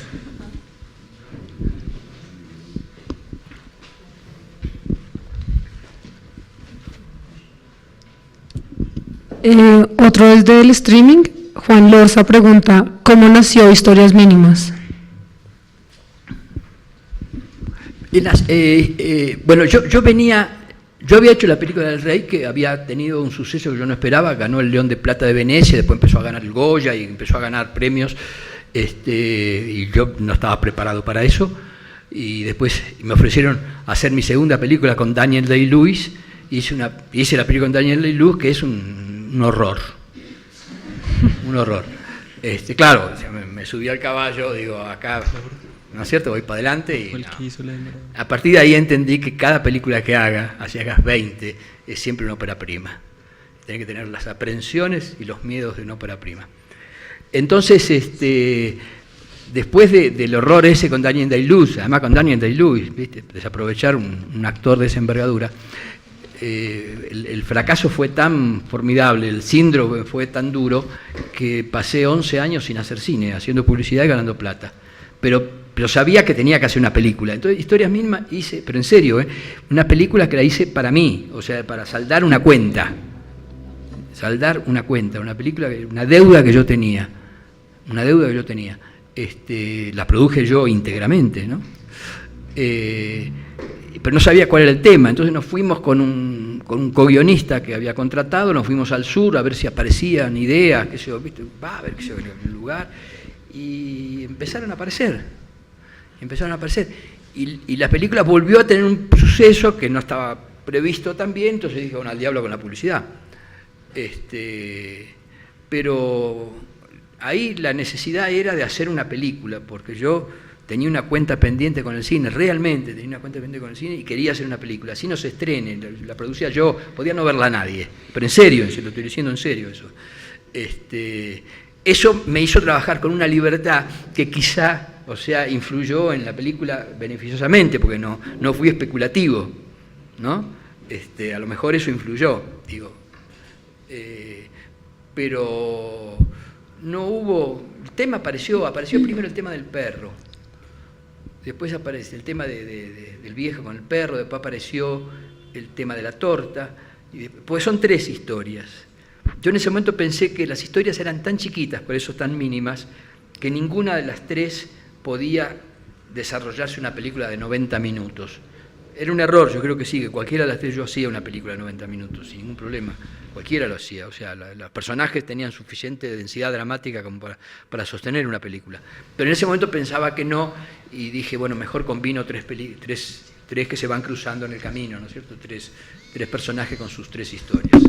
Pero bueno, ese fue el comienzo, no recuerdo nada en especial, más que la necesidad de hacer una película para saldar una deuda. Otra pregunta de Carlos Carrillo, pregunta, desde su punto de vista, ¿qué opina de los contenidos actuales del cine colombiano? No, yo no puedo opinar de las películas hechas, pues no las veo, no llegan a decir drama que tenemos en Latinoamérica, a Buenos Aires no llegan en el cine colombiano ni en el ecuatoriano, a veces el mexicano, el brasilero tampoco, y aquí supongo que pasará lo mismo, o sea que no veo cine colombiano, leo los guiones, o sea, pero no puedo no puedo dar ninguna opinión. Sé que, bueno, han tenido una notable presencia en festivales, ¿no es cierto? Que es, bueno, no es el mercado, pero los festivales importan bastante, son buenas ventanas, ¿no? Pero no puedo opinar sobre eso. Por allá hay otra pregunta. Buenas tardes. Yo quisiera saber qué elementos de la publicidad que haya aprendido en su etapa de publicista le han ayudado, le han servido para hacer cine. La plata. La plata. Es lo único. No, la plata, digamos, yo cuando haciendo publicidad empezaba a hacer un largo, en el largo me ponía de la vereda de enfrente. O sea, si la publicidad es barroca y preciosista y cuidada, yo hacía una apuesta casi desprolija, exprofeso, simple, antipublicitaria. Después eso se fue disminuyendo. Pero nada de lo que aprendés en la publicidad, en lo que hace al oficio de narrar, te sirve después para el cine. Primero porque la publicidad tiene un objetivo muy preciso, que es vender el producto, provocar el deseo, de eso se trata. No hay personajes, hay arquetipos, el abuelo feliz, la familia, ¿no es cierto? Bueno, son arquetipos, no son personajes. No hay personaje, no hay drama. El cine es otra cosa, ¿no es cierto? O sea, alguien puede escribir titulares de avisos publicitarios, pero no necesariamente va a escribir una novela. No tiene nada que ver. Lo que sí da el hecho de... Yo hacía mucha publicidad, muchísima. O sea, mucha, digamos, todos los días, o sea... estaba con 2, 3 películas simultáneamente en producción, te da mucha agilidad de resolver cosas, como productor y también como director, ¿no? de encontrar la vuelta para, ¿no? Te da mucha agilidad porque cada comercial tiene propuestas distintas, desafíos distintos, te da una velocidad mental bastante grande y te da también otra cosa que para un director parece absolutamente esencial, que es un buen manejo de la autoridad. O sea, vos manejás un equipo y sos el que manda, pero tiene que haber un motivo, no sos un déspota, mandás porque es así, porque tenés elementos para poder mandar. Entonces, ese manejo de la autoridad, que en última instancia es el conocimiento, me lo dio la publicidad, o sea, me lo dio en parte, pero después, no, nada más. Y la plata, sí, sin duda, eso sí lo más importante de lejos.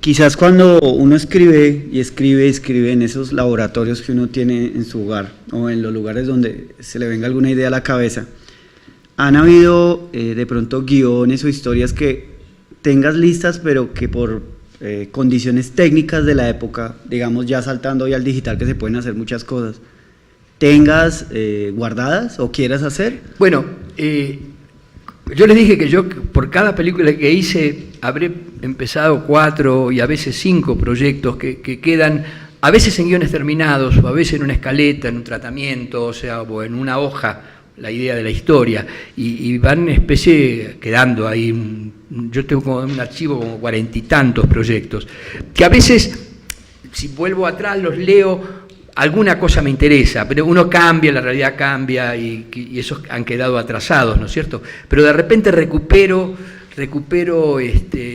algún personaje, o como en el caso de mi última película, Día de Pesca, en realidad viene de una transformación de un guión que venía del 2003, y que lo hice en distintos momentos a lo largo de estos 11 años, eran 10 años, digamos, y fue cambiando, y al final llegó a película. Pero sí, ahí tengo como una base de datos, digamos, un archivo de temas que algunos los recupero, otros no, porque, como te digo, uno va cambiando, sus intereses son distintos, el cine va cambiando, y ahí quedan. Sí. ¿Has pensado la oportunidad o buscar trabajar en documentales? No. ¿O no es algo? No, hice un documental que funcionó muy bien, pero era un falso documental. Y el falso documental es un género de la ficción que a mí me apasiona. No. En general, no, nunca se me ocurrió hacer un documental. Hago un cine próximo al documental, pero es un simulacro documental. En realidad, no es un documental.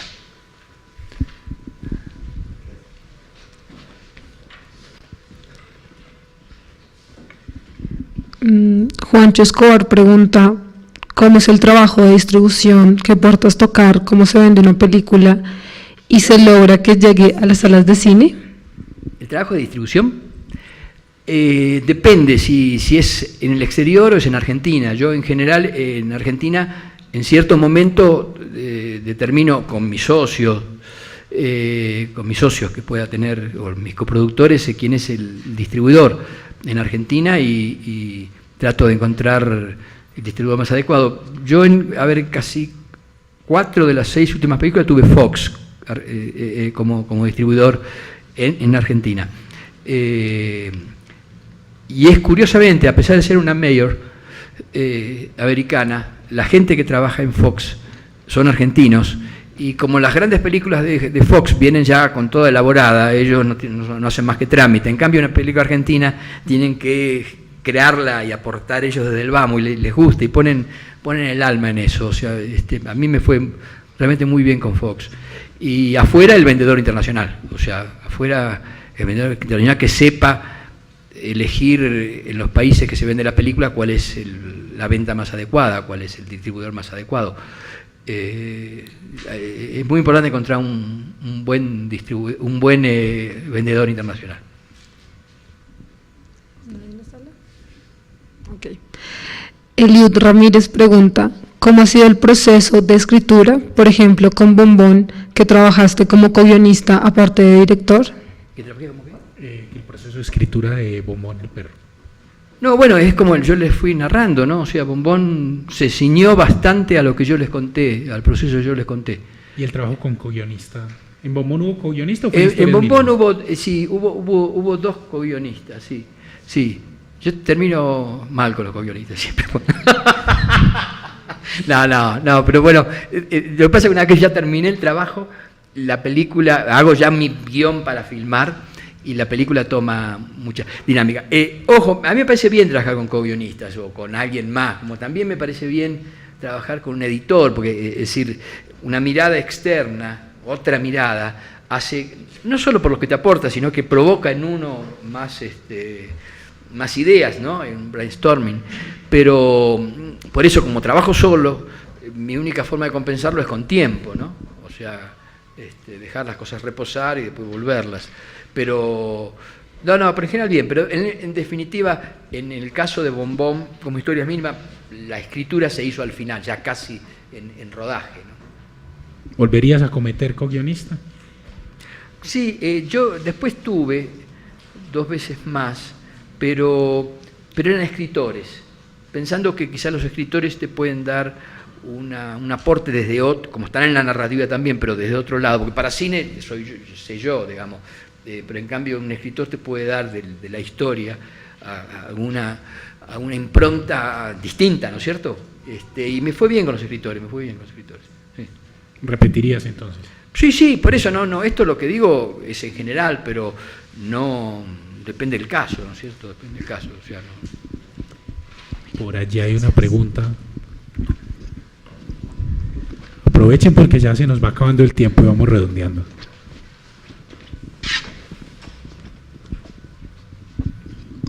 Hola, ¿cómo has ido eligiendo como a tu equipo y bajo qué criterios? Como tu equipo desde el co-guionista o el equipo de rodaje o el editor, ¿cuáles son como los criterios para...?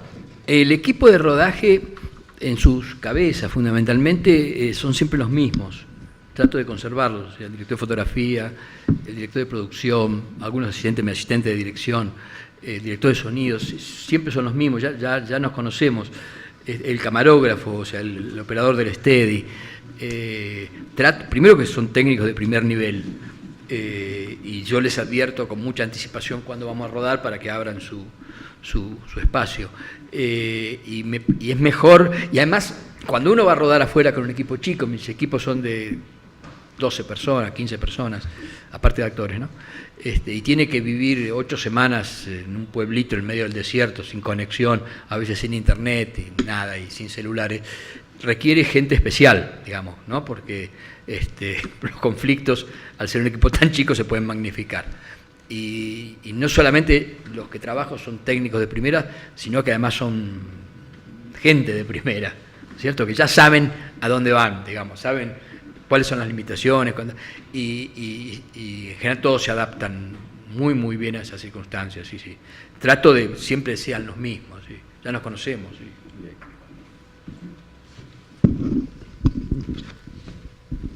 Yo tengo una pregunta sobre el Camino de San Diego.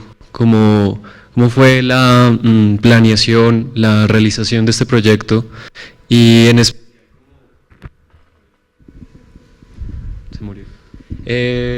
especial, ¿cómo realizar este viaje? ¿Cómo llevarlo a cabo, esa involucración de cierta manera con el fútbol? Básicamente. Mira, yo tenía una idea. A mí siempre me interesó el tema del pensamiento mágico y el pensamiento científico. Especialmente el pensamiento mágico, ¿no? Que en mi país, especialmente en la zona norte, cercana a Brasil, todo abunda y es muy, muy poderoso. Cuando murió Eva Perón, que es una figura legendaria en nuestra historia, cuando estaba agonizando, la gente realizaba proezas.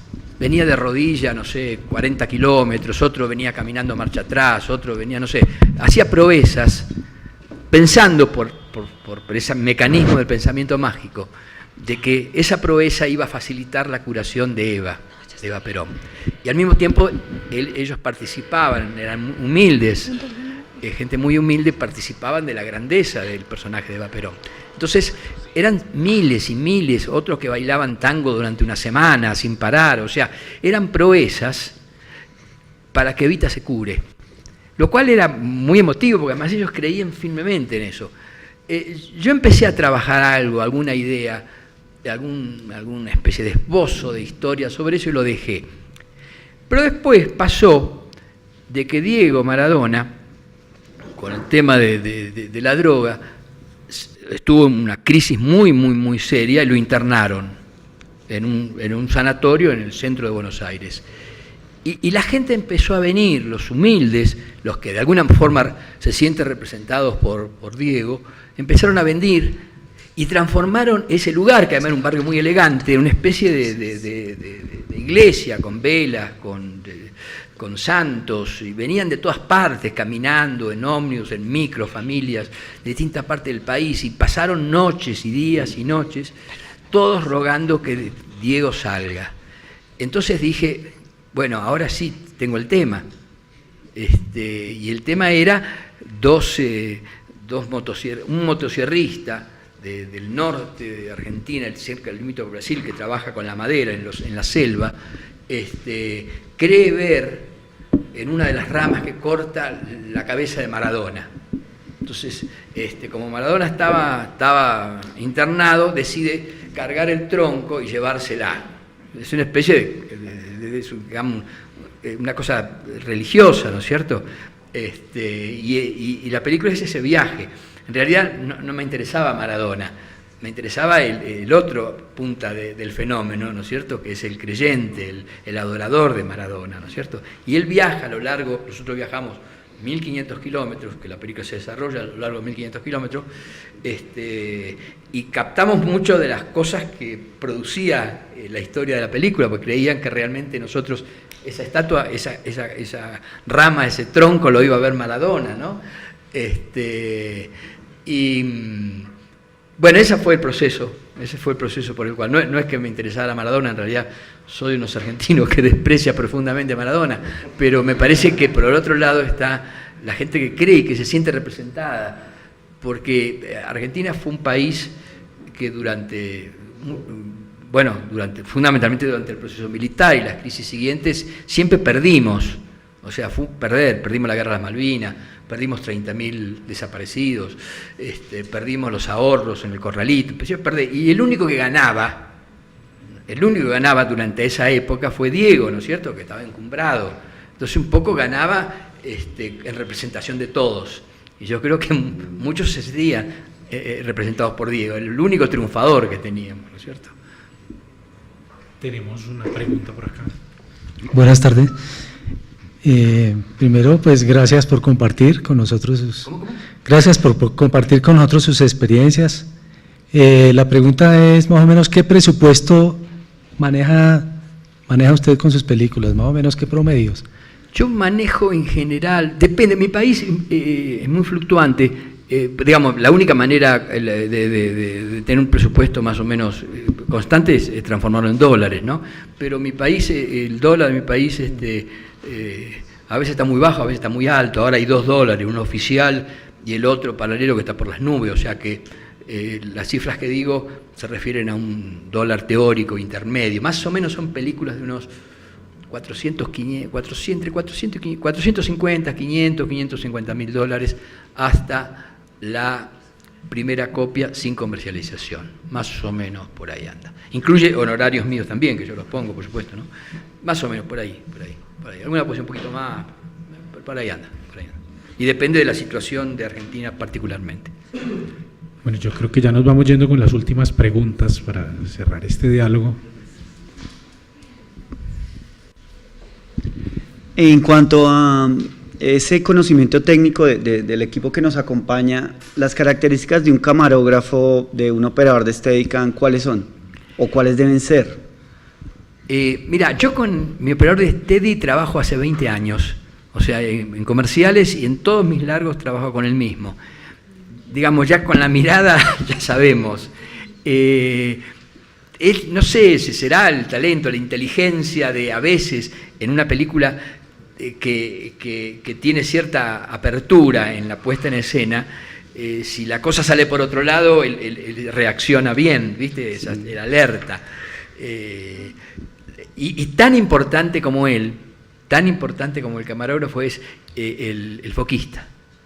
Porque el foquista, como a veces mis películas son imposibles de diagramar previa y que el no actor sale para un lado, el estudio lo acompaña y el foquista tiene que tener el foco intuitivo. O sea, no, si sale con el metro a medir, la cosa, tiene cambiando en la toma, el foco intuitivo. Y para mí es fundamental, porque obviamente un mal movimiento de cámara vos lo podés usar, pero un fuera de foco no lo puedes usar. Para mí es muy importante el foquista, que tenga el foco intuitivo, que sepa, mira al principio cuando estamos antes de empezar la toma, no todo lo que quiera, pero que después la toma se va para otro lado de repente, y a veces trabajamos en condiciones de luz muy crítica y con lentes largos, y el foco se vuelve muy crítico, y el foquista y los que tengo son muy buenos, o sea, tienen un talento para clavarla y después ver el material, digo, mira, ¿cómo hizo? Y es el talento, cada uno de los componentes tiene un talento, o sea, hay que formar un equipo con gente talentosa, sin duda. El talento no está en el director, el talento está en todos. Parte del talento del director es rodearse bien. Sí, absolutamente. El otro rol muy importante es el microfonista. También se ponen a veces muy pesados con el tema del sonido. También ahora los micrófonos son muchísimo más sensibles y tienen mayor variedad, y después el trabajo en postproducción digital de sonido facilita mucho, pero yo siempre llevo un solo sonidista. O sea, uno que tiene todo, colgado todo, hace la percha, pone los micrófonos inalámbricos, hace todo. No llevo dos, porque mis equipos tienen que ser pequeños. Tienen que ser pequeños por un problema de dirección, no por un problema de presupuesto. Y entonces necesitas un sonidista que te sepa resolver y solo todos los temas de sonido. Los sonidos son impecables ahora, son absolutamente impecables. Y obviamente la gente de producción, ¿no es cierto? La gente de producción son los que se ponen la película al hombro, ¿no? Es decir, todos están apasionados por el proyecto, ¿eh? O sea, eso es fundamental, para este tipo de cine es fundamental, especialmente hecho en condiciones no fáciles, digamos, son condiciones duras, pero es como que las condiciones duras los motivan, digamos, les gusta filmar con viento, con tierra, el polvo que viene, o sea, es como una batalla, y a los actores ni te cuento, ¿sí? Les encanta. Se vuelve un reto. Es un reto, sí, hay algo de heroico en eso, que yo creo que a todos, hasta los eléctricos, los motiva. Y otros, el gaffer es muy importante, y un hombre que es el utilero, que hace de todo, el recursivo, que te puede resolver todos los problemas, ¿no es cierto?, con una escalera, todo. Que son claves para todo eso. Y el asistente de dirección. Sin duda, el asistente de dirección es clave, absolutamente, porque tienes que estar manejando con mano firme todo, pero al mismo tiempo no tan firme porque se sientan mal. O sea, tiene que ser afectuoso y al mismo tiempo, yo tengo 2 asistentes de dirección que según como vengan las cosas que son 2 mujeres. Me rodeo mucho de mujeres. Producciones son mujeres y asistentes de dirección son mujeres. El resto son hombres.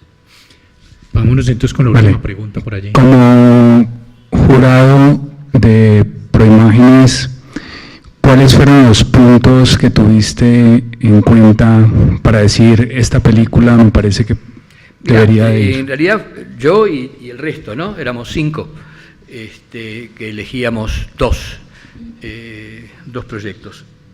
En primer lugar, la excelencia del guión. En primer lugar, el guión.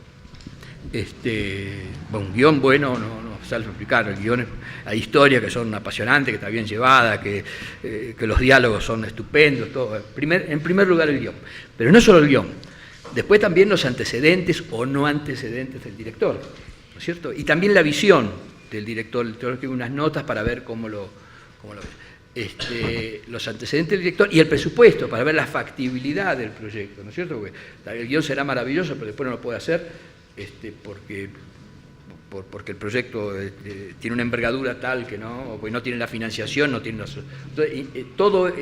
analizamos todo ese conjunto de cosas para hacer que el guión que recibe el proyecto que recibe el premio sea factible, se pueda hacer, tenga socios posibles. Pero el primer lugar es la excelencia del guión. La excelencia del guión, sin duda. Sin guión no hay, sin un buen guión no hay modo de hacer buena película. Nos reunimos después de tener después de tener las entrevistas, nos fuimos todos a tomar un café y 3 minutos salieron. 3 minutos. Así que los ganadores esta noche ya sabrán por qué sentirse orgullosos. Y pues este es el tiempo que tenemos. Muchas gracias. Y muchos otros guiones que eran buenos guiones. Bueno, teníamos 2 premios nada más, ¿viste? Es parte del proceso. Claro, también. por eso. Insistir, volver. Sí, pero no es que perdieron. En realidad, como decíamos ayer, creo que en realidad lo que ganaron no es el premio, le ganaron un problema. Ahora tienen que hacer la película. Apenas está empezando el camino y arranca la pedaleada hacia arriba. Pero bueno, de esto se trata y en últimas, pues como decías ahora, los retos también, uno se queda un poco en este oficio tan factible y tan presto para amarguras y sufrimientos. Si uno se queda también es porque le da como esa inyección de vida, esos pequeños triunfos y esas cosas y los proyectos que no quedaron eran buenos, pero bueno, había que elegir 2. Y de eso se trata esto, Ajá. Del Francalid. Pues bueno, muchas gracias. Muchas gracias. Muchas gracias por su tiempo. Espero que les sirva.